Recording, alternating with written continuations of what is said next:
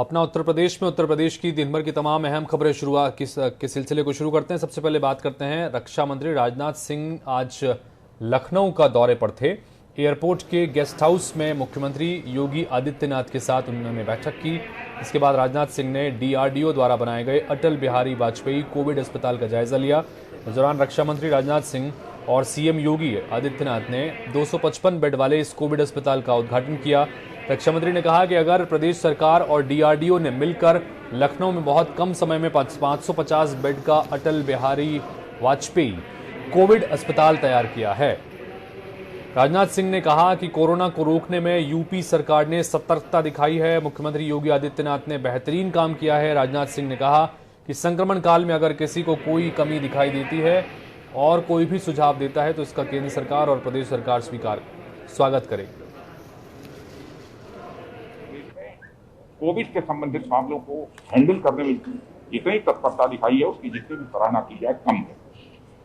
खामियां किसी से भी हो सकती है, जो करेगा उसी से कहीं कोई चूक हो सकती है, लेकिन मैं समझता हूं कि आलोचना और प्रत्यालोचना का समय नहीं है। यदि कहीं पर किसी को कोई कमी दिखाई देती है, यदि वो अपना सुझाव देता है तो मैं समझता हूं प्रदेश सरकार भी स्वागत करेगी और हमारे इस देश के माननीय प्रधानमंत्री श्री नरेंद्र मोदी जी के द्वारा भी इस क्राइसिस को चैलेंज के रूप में स्वीकार किया है और इस चैलेंज को मीट आउट करने के लिए जो भी एफर्ट हो सकता है वो सरकार कर रही है। प्रदेश के अंदर सभी 75 जनपदों में आज पीएम केयर फंड से, स्टेट के सीएम केयर फंड से, गन्ना विभाग के द्वारा, स्वास्थ्य विभाग, चिकित्सा शिक्षा विभाग और सीएसआर से, जिसमें डीआरडीओ भी हमें बड़ी मदद कर रहा है, 300 ऑक्सीजन प्लांट हम लोग अलग अलग जनपदों में स्थापित कर रहे हैं। भारत सरकार के सहयोग के लिए और खासतौर पर रक्षा मंत्रालय के द्वारा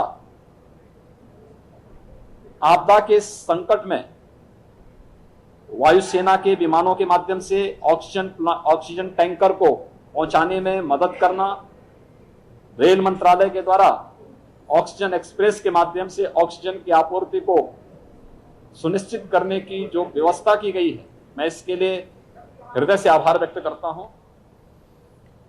तो वैश्विक महामारी कोरोना वायरस के संक्रमण से उबरने के बाद स्थलीय निरीक्षण पर उतरने के साथ ही प्रदेश में कोरोना कर्फ्यू को लगातार लागू करने पर मुख्यमंत्री योगी आदित्यनाथ ने जो कोशिशें की उसका उन प्रयासों का रंग देखने को मिल रहा है। प्रदेश में बीते 10 दिन में करीब 1 लाख एक्टिव केस कम हुए हैं। सूबे की योगी आदित्यनाथ सरकार के इस प्रयास को विश्व स्वास्थ्य संगठन WHO ने भी काफी सराहा है। उत्तर प्रदेश के स्वास्थ्य विभाग के आंकड़ों के मुताबिक 10 दिनों में उत्तर प्रदेश में कुल एक्टिव केस 94,000 घट गए। प्रदेश में 30 अप्रैल को कोरोना वायरस की सेकेंड स्ट्रेन अपने चरम पर थी। 30 अप्रैल को प्रदेश में करीब 3,10,000 एक्टिव केस थे। अब ये घटकर करीब 2,16,000 हुए हैं।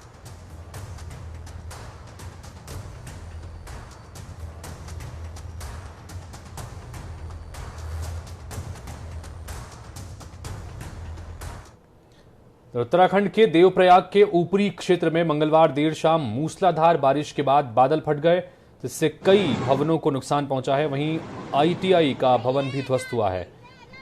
थाना प्रभारी देवप्रयाग महिपाल रावत ने बताया कि शाम करीब 5 बजे दशरथ आंचल पर्वत पर बादल फटा, जिससे शांता गदेरा उफान पर आ गया। मलबा आने से देवप्रयाग मुख्य बाजार में भी 10 दुकानों को नुकसान पहुंचा है। बादल फटने से देवप्रयाग में दर्जनों घर, दुकानें तबाह हो गई। SDRF मौके के लिए रवाना हो गई है। फिलहाल अब तक हुई मौतों और घायलों की कोई जानकारी फिलहाल नहीं लग पाई। तो उत्तराखंड के देवप्रयाग इलाके में ये मूसलाधार बारिश के बाद बादल फटने से दरअसल एक तबाही की खबर एक बार फिर से निकल के आ रही है। हालांकि अब तक हताहतों की संख्या के बारे में कोई आधिकारिक तौर पर जानकारी नहीं मिल पाई है, लेकिन कई सारे भवनों को, मकानों को इससे नुकसान पहुंचा है।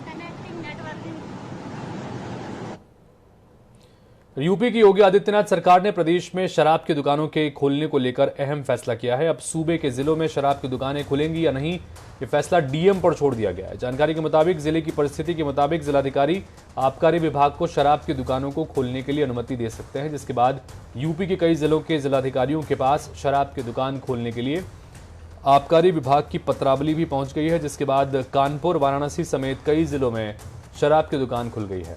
हाथरस, शामली के डीएम ने भी सोशल डिस्टेंसिंग के साथ शराब की दुकानों को खोलने के आदेश जारी कर दिए हैं। आगरा और प्रयागराज समेत कई जिलों के जिलाधिकारियों ने शर्त के साथ शराब दुकान खोलने की अनुमति दी है।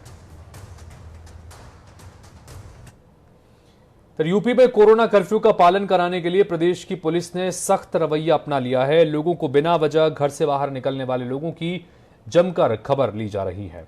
4 अलग अलग जगहों की तस्वीर आपको दिखा रहे हैं, कानपुर, आगरा, मुरादाबाद, बाराबंकी, जहां पर चूंकि शराब की दुकानों को खोलने के लिए आज फरमान जारी हुआ था।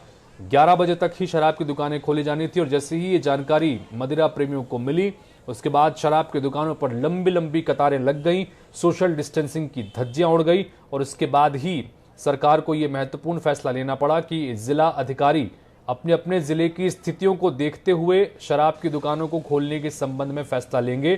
बहरहाल ये जब जैसे ही जानकारी लोगों को मिली कि शराब दुकानों को खोला जा रहा है, तो ये तमाम जो अलग अलग शहरों की तस्वीर आपको दिखा रहे हैं, वहां पर इसी तरह से भीड़ उमड़ पड़ी।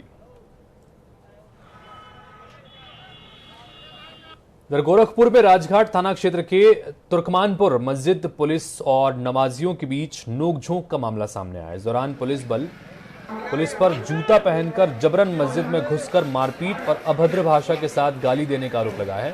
फिलहाल पुलिस और नमाजियों के बीच तनाव बरकरार है और मौके पर एसपी सिटी भारी फोर्स के साथ पहुंच गए हैं और भारी हंगामे के बाद एसएसपी ने चौकी इंचार्ज को सस्पेंड कर दिया। नई मस्जिद के सामने कुछ भीड़ थी। मौलाना साहब से वार्ता करने के उपरांत कुछ आपस में बातचीत हुई और मौलाना साहब का कहना था कि मेरे साथ चौकी इंचार्ज ने दुर्व्यवहार किया है और उस प्रकरण की जांच मैं स्वयं कर रहा हूं और उनके खिलाफ जो भी होगी अग्रिम कार्रवाई भी की जाएगी। मौलाना साहब से वार्ता हो गई, वहां उपस्थित सभी जनता को आश्वस्त किया गया है कि जो भी न्याय संगत कार्रवाई है वो विधिक कार्रवाई तत्काल सुनिश्चित की जाएगी। कोरोना वायरस संक्रमण को फैलने से रोकने के लिए उत्तर प्रदेश की योगी आदित्यनाथ सरकार के प्रयासों और लोगों में बढ़ी जागरूकता का असर दिखने लगा है। प्रदेश में कोरोना संक्रमण के आंकड़ों में लगातार गिरावट दर्ज की जा रही है। हालांकि मृत्यु दर अभी भी चिंता का विषय बनी हुई है। पिछले 24 घंटों पर नजर डाली जाए तो 20,463 नए मामले सामने आए हैं, तो वहीं 306 लोगों ने इस महामारी के आगे दम तोड़ दिया। अब सक्रिय मामलों की संख्या 2,16,000 के पार हो गई है। एक दिन में करीब 29,000 से ज्यादा लोग अस्पतालों से डिस्चार्ज भी हुए हैं। तो उत्तर प्रदेश ने राज्य भर में कोरोना के बढ़ते मामलों को देखते हुए उत्तर प्रदेश शिक्षक पात्रता परीक्षा 2021 को स्थगित कर दिया है। अगले आदेश तक ये परीक्षा आयोजित नहीं की जाएगी। बता दें कि 25 जुलाई को प्रस्तावित परीक्षा के लिए 11 मई यानी आज विज्ञापन जारी होना था और इसके लिए 18 मई से आवेदन की प्रक्रिया भी शुरू होनी थी, लेकिन अभी फिलहाल कोरोना के बढ़ते मामलों को देखते हुए अगले आदेश तक ये परीक्षा आयोजित नहीं की जाएगी। डिप्टी सीएम केशव प्रसाद मौर्य रायबरेली पहुंचे, जहां उन्होंने सीएचसी ऊंचाहार का औचक निरीक्षण किया। इस दौरान डिप्टी सीएम स्वास्थ्य व्यवस्थाओं का जायजा लेने पहुंचे और इसके बाद डिप्टी सीएम ने गृह जनपद कौशाम्बी के लिए रवाना हो गए।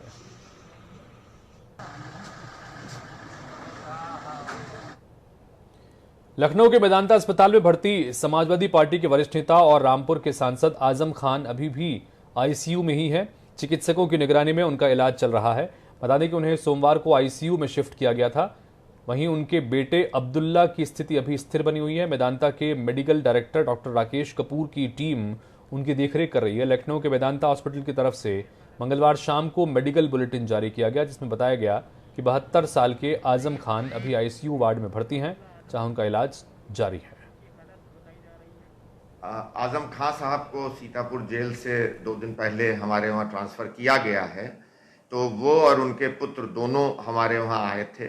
शुरू में हमने उनको कोविड वार्ड में रखा था, परंतु आजम खान साहब का थोड़ा ऑक्सीजन की डिमांड बढ़ गई थी, करीब 8 से 10 लीटर पे वो आ गए थे, तो इसलिए हमने उनको आईसीयू में रख के और गहन ऑब्जर्वेशन में रखा है। इस समय वैसे वो स्टेबल हैं, लेकिन कोरोना जैसा कि आप जानते हैं एवरी आवर चीज़ें बदलती रहती हैं, तो अभी गहन हमारी सीसीएम की टीम की निगरानी में है और होपफुली अभी स्टेबल हैं और ठीक होना चाहिए। तो बांदा के जिला जेल में बंद मऊ से बहुजन समाज पार्टी के विधायक बाहुबली मुख्तार अंसारी का स्वास्थ्य कोरोना संक्रमित होने के बाद भी सामान्य है। लखनऊ से बांदा जिला जेल में बंद मुख्तार अंसारी का मॉनिटरिंग कर रहे डीजी जेल आनंद कुमार ने बताया कि वो सामान्य है। आनंद कुमार ने बताया कि कोरोना संक्रमण के बाद से मुख्तार अकेले बैरक में रहने के अलावा हर रोज पेड़ के नीचे दरी पर बैठकर किताब पढ़ता है। रोजा रखने की वजह से कुछ कमजोरी है, बाकी स्वास्थ्य ठीक है।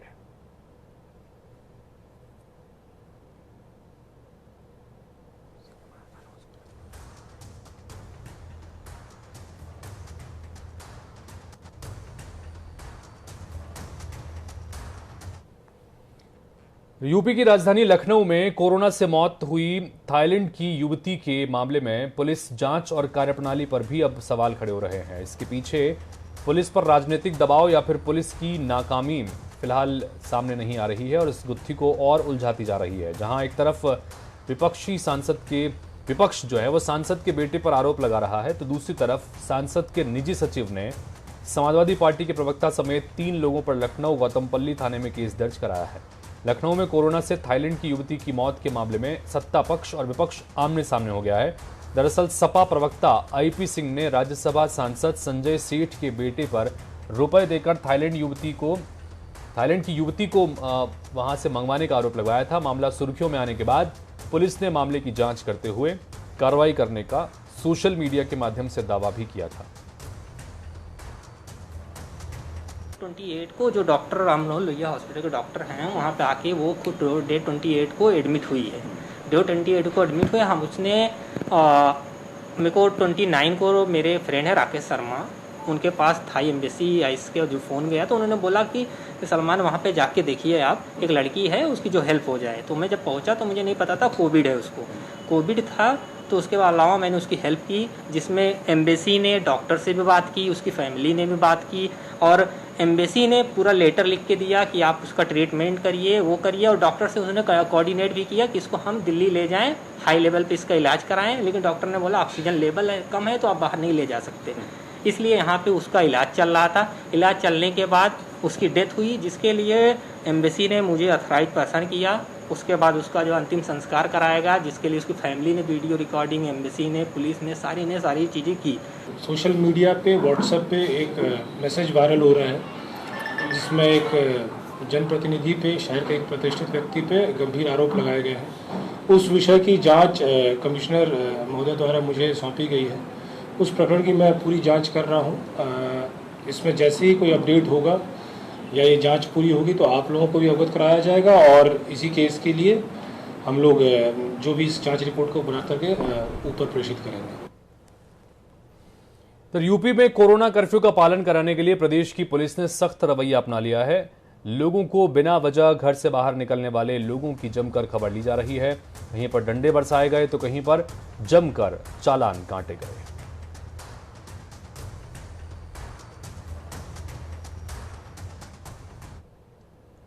कोरोना वायरस कहर अभी न जाने कितनी और भयावह तस्वीर दिखाने वाला है।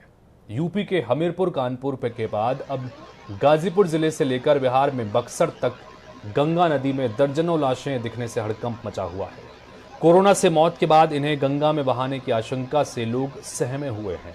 बिहार के अधिकारी यूपी से लाशों के बहकर आने की बात कह रहे हैं। बक्सर के डीएम ने कहा है कि इन शवों का पोस्टमार्टम कराया जाएगा। यूपी के गाजीपुर के 12 गांव से लेकर बक्सर जिले के चौसा शमशान घाट तक सोमवार को गंगा और कर्मनाशा नदी में करीब 35 से 40 लाशें बहती देखी गई हैं। गाजीपुर जिले में भी करीब 5-6 लाशों को गंगा के किनारे देखा गया। हालांकि ग्रामीण इससे भी अधिक लाशें होने की बात कह रहे हैं। वहीं बढ़ते कोरोना संक्रमण को देखते हुए मौलाना फिरंगी महली ने भी जनता से ईद को सादगी के साथ मनाने की अपील की है। लॉकडाउन के चलते प्रोटोकॉल का पूरी तरह से पालन करें और मस्जिद में ईद की नमाज में सिर्फ 5 लोग ही शामिल हुए, ऐसा उन्होंने अपील की है।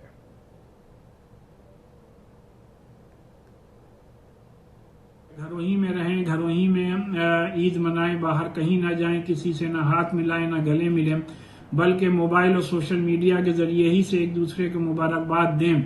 और जो लोग मस्जिद में रहते हैं वही 5 लोग मस्जिद में ईद उल फित्र की नमाज अदा करें, बाकी लोग अपने घरों में नमाज अदा करें। जिस घर में भी 4 हजरात या उससे ज्यादा हों वो बाजमात ईद उल फित्र की नमाज अदा करें, और जहां 4 से कम हों वो लोग अलग अलग चाश्त की नमाज अदा करें और नमाज के बाद अल्लाह ताला से इस बीमारी के खात्मे के लिए दुआ करें और नमाज से पहले सदक़े फित्र ज़रूर अदा कर दें और अपने ईद के बजट का 50% गरीब और गुरबा में ज़रूर तकसीम करें, जिससे कि गरीब और गुरबा भी ईद मना सकें।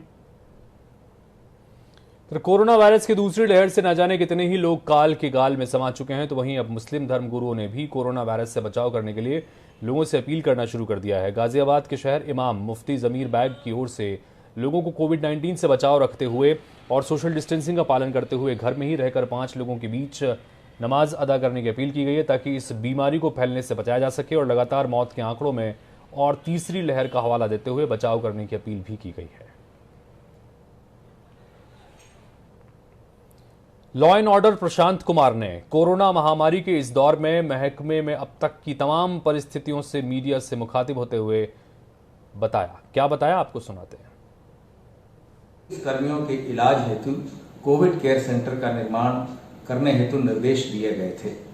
उक्त आदेश के अनुपालन में लगभग सभी जनपदों व पुलिस इकाइयों द्वारा पुलिस लाइनों के पुलिस अस्पतालों, विशेष बैरकों तथा भवनों को कोविड केयर सेंटर के रूप में स्थापित करते हुए उसमें कोरोना के प्राथमिक उपचारों से संबंधित समस्त सुविधाएं जैसे bed, stretcher, oxygen cylinder, sanitiser, pulse oximeter, thermometer, BP monitor जैसे उपकरणों तथा आवश्यक औषधियों का इंतजाम किया गया है।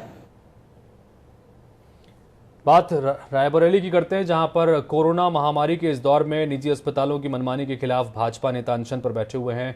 बता दें कि मामला मिल एरिया थाना क्षेत्र के आरटीआई के पास का है। इस दौरान उन्होंने कोरोना संक्रमित मरीजों से मनमाना पैसा वसूलने का आरोप लगाया है और निजी अस्पतालों के इस रवैये से नाराज भाजपा नेता संतोष पांडे ने मोर्चा खोल दिया है। बता दें कि भाजपा नेता संतोष पांडे आधा दर्जन कार्यकर्ताओं के साथ अनशन पर बैठे हुए हैं।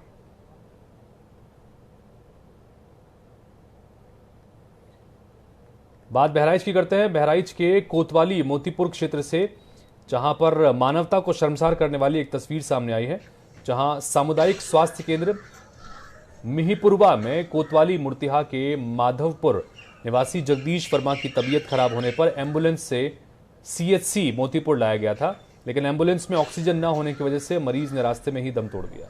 मृतक के साथ उसका 16 साल का बेटा असहाय और लाचार होने की अवस्था में सीएचसी मिहीपुरवा में अपने पिता की लाश को स्ट्रेचर पर लादे 8 घंटे तक बैठा रहा, लेकिन मृतक की लाश को ले जाने के लिए कोई भी साधन नहीं मिल पाया। मामला गर्माता देखकर मोतीपुर के प्रभारी चिकित्सा अधिकारी द्वारा उच्च अधिकारियों को खबर दी गई। बाद में बताया गया कि मृतक की लाश को घर तक पहुंचाने के लिए गाड़ी की व्यवस्था करा दी गई है।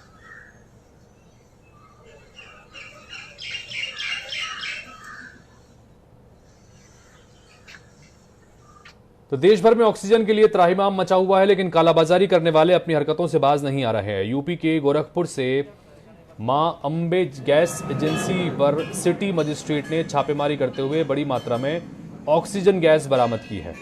प्रशासन को इस एजेंसी से 35 से 40 हजार रुपए प्रति सिलेंडर बेचे जाने की सूचना मिली थी। इसके बाद जिलाधिकारी ने तुरंत कार्रवाई करते हुए प्लांट पर छापेमारी की। बताया जा रहा है कि प्लांट संचालक लाइसेंस लैप्स के होने के बावजूद भी ऑक्सीजन सिलेंडर की कालाबाजारी कर रहा था। फिर कोरोना को दूसरी लहर के प्रकोप में अस्पतालों ने जमकर लूट मचा रखी है। इस बात का खुलासा बाराबंकी के हिंद और मेयो में पकड़ी गई कोरोना मरीजों से अवैध वसूली से हुआ है। इस बात का खुलासा तब हुआ जब जिलाधिकारी ने पूरे मामले की जांच करवाई। अब फिलहाल दोनों ही अस्पतालों को नोटिस दे दिया गया है बता दें कि दोनों अधिकारियों की जांच में इस बात का खुलासा हुआ कि अस्पतालों ने कोरोना मरीजों से मानक से ज्यादा पैसे लिए थे।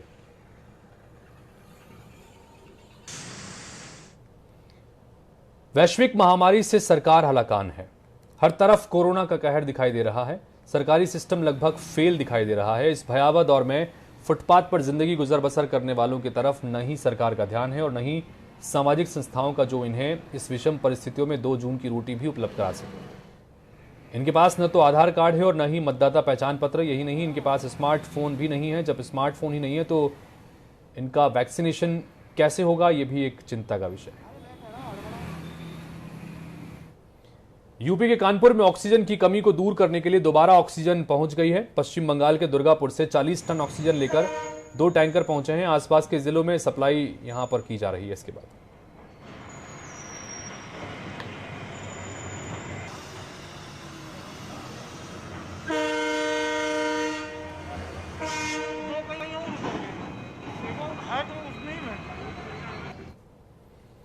तो बदायूं में कोरोना कर्फ्यू के दौरान वैवाहिक आयोजनों से लेकर अंत्येष्टि तक में शामिल होने के नियम बनाए गए हैं। यहां तक कि मस्जिदों में अलविदा की नमाज अदा करने पर भी रोक है। लेकिन जिला काजी हजरत सालिमुल कादरी के जनाजे में मुरीदों की भीड़ उमड़ पड़ी। शारीरिक दूरी यानी सोशल डिस्टेंसिंग और मास्क के सारे नियम टूट गए। उस समय तो पुलिस ने रोकने के कोई उपाय नहीं किए, लेकिन इंटरनेट मीडिया पर भीड़ का वीडियो वायरल होने के बाद पुलिस ने मुकदमा दर्ज किया है। मदरसा आलिया कादरिया में सुबह से ही मुरीदों का आना जाना शुरू हो गया था। संक्रमण को रोकने के लिए सरकार ने कोरोना कर्फ्यू की अवधि 17 मई तक बढ़ाकर सख्ती बरतने के आदेश दिए हैं, लेकिन शहर में भीड़ जुटती रही। पुलिस ने कहीं रोकने की कोई कोशिश नहीं की। बदायूं की तस्वीरें आपको दिखा रहे हैं। उत्तर प्रदेश के बदायूं, जहां पर जिला काजी की मौत के बाद में जब उनका जनाजा निकाला जा रहा था तो हुजूम लोगों को उमड़ पड़ा। कोरोना के चलते लॉकडाउन लगाया हुआ है, सोशल डिस्टेंसिंग का पालन लोगों को करना है, लेकिन देखिए किस तरह से लोगों का हुजूम वहां पर उमड़ पड़ा। और ऐसी स्थिति में पुलिस प्रशासन अगर मौके पर मौजूद होती भी तो कुछ नहीं कर पाती, चूंकि भीड़ और हुजूम इस तरह से उमड़ पड़ा था। ये संकट का समय है। ऐसे में तमाम जो लोग हैं, मुस्लिम धर्मगुरु भी लोगों से अपील कर रहे हैं। अलविदा की नमाज घर में ही अदा करने की बात कही जा रही है। 5 लोगों से ज़्यादा नमाज के लिए इकट्ठा ना हो, घर में ही ईद मनाएं, सादगी से मनाएं, ये अपील की जा रही है। लेकिन इन सब के बीच बदायूं से ये तस्वीर हैरान करने वाली है। जाने वाले का दुख जाहिर तौर पर बड़ा है, लेकिन उसके पीछे इस तरह से हुजूम उमड़ पड़ना, ये जाहिर तौर पर इस संकट काल में और इस संक्रमण काल में बेहद खतरनाक हो सकता है।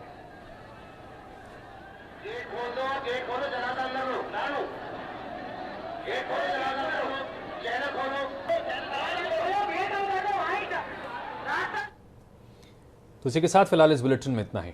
नमस्कार।